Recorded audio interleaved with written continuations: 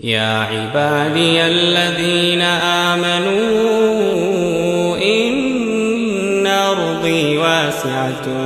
فإياي فاعبدون كل نفس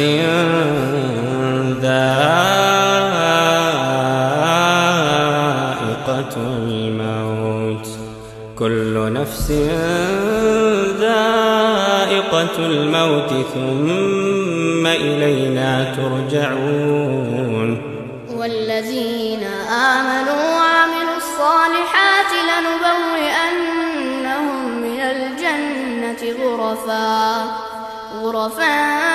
تجري من تحتها الأنهار خالدين فيها نعم أجر العاملين الذين صبروا وعلى ربهم يتوكلون